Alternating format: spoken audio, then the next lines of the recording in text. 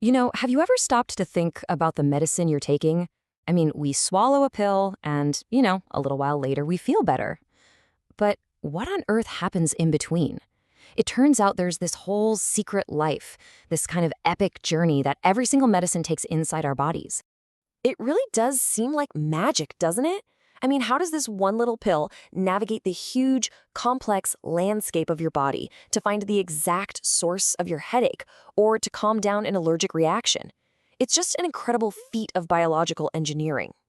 Well, spoiler alert, it's not magic. It's actually a fascinating science called pharmacology. And today, we're going to pull back that curtain and follow the pill on its amazing journey, step by step, to see exactly how it pulls it all off. So to really get this, we need to look at two sides of the same story. A good way to think about it is the drug's journey and then the drug's mission. Okay, first up is a fancy word, pharmacokinetics. But all it means is the story of the drug's journey. It's all about what your body does to the drug. How it gets in, how it travels around, how it gets changed, and finally, how it leaves. And the other side of that coin, that's pharmacodynamics. So if kinetics is the journey, then dynamics is the mission. This is what the drug actually does to your body, that moment it gets to work and makes a change. Journey and mission. Make sense? Cool. Let's start with the journey. Right, so every journey has to have a starting point. For medicine, that first absolutely critical step is just getting into your system and finding its way to the body's main transportation network. And you know what? Pharmacologists have a map for this whole thing. It's a pretty simple 4-stage process, and they use the acronym ADME. That's absorption, distribution, metabolism, and excretion. As you can kind of see in this chart here, it lays out the entire path from the moment it enters to the moment it leaves. So let's just quickly walk through that. First, A is for absorption. That's the drug getting in. Next, D is for distribution, which is a traveling around the body. Then we've got M for metabolism. That's it being chemically changed, usually by the liver. And finally, E for excretion, basically getting kicked out of the body once the job is done. Okay, so that first step, absorption, is so important. This is how the drug gets from where you took it, let's say your stomach, and hops onto the body's superhighway, the bloodstream. Without this, the drug is basically stuck at the bus station and can't go anywhere to do its job. Now, the on-ramp it uses, that makes a huge difference. Taking a pill, the oral route, is super easy and common, right? But it has to go through your whole digestive system, so it can be a bit slow. An injection, on the other hand, the parenteral route, that's like getting in the express lane. It bypasses all that traffic and goes directly into the bloodstream. That's why it works so much faster and why they use it in emergencies. All right, our medicine has been absorbed, and it's officially cruising on the bloodstream superhighway. So now what? Let's see how it actually gets to where it needs to go. This next phase is called distribution.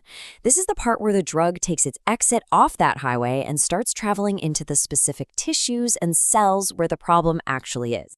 And it's interesting, it doesn't just spread out evenly all over the place. The body kind of prioritizes. Areas with the highest blood flow, we're talking the brain, the liver, and the kidneys, they get the first delivery of the medicine. Then areas with lower blood flow, like your muscles and fat, well, they're a later stop on the delivery route. Now, before its journey is totally over, the drug has to pass through the body's main processing plant, the liver. This whole stage is called metabolism.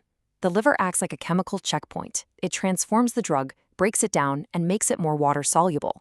Essentially, it's redesigning it so it's easier for your body to flush out later. This is a really critical step because it's pretty much the beginning of the end for the drug's activity.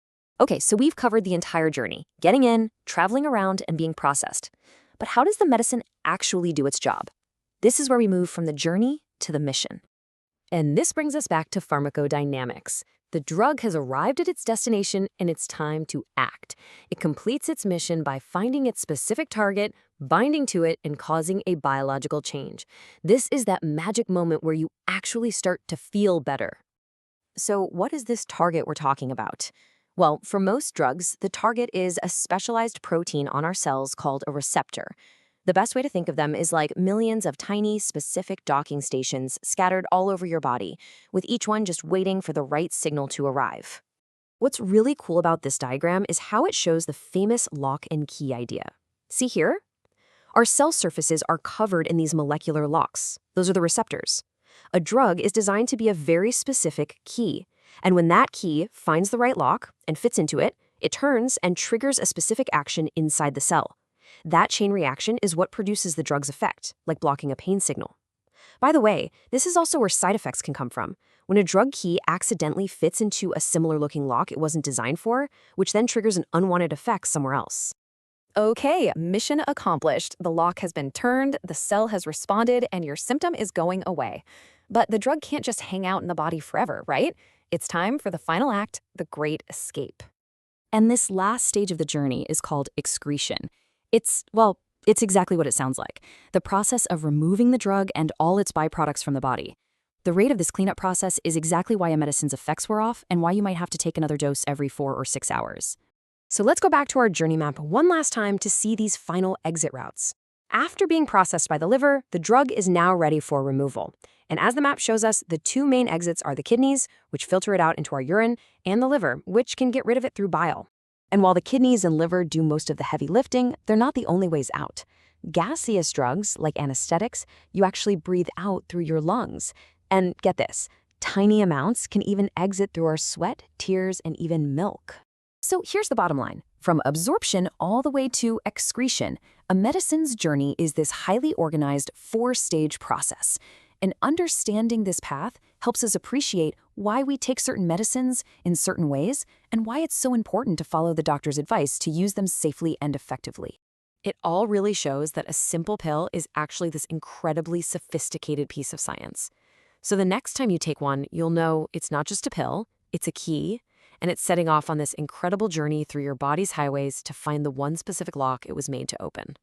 So, what will you think about during its journey?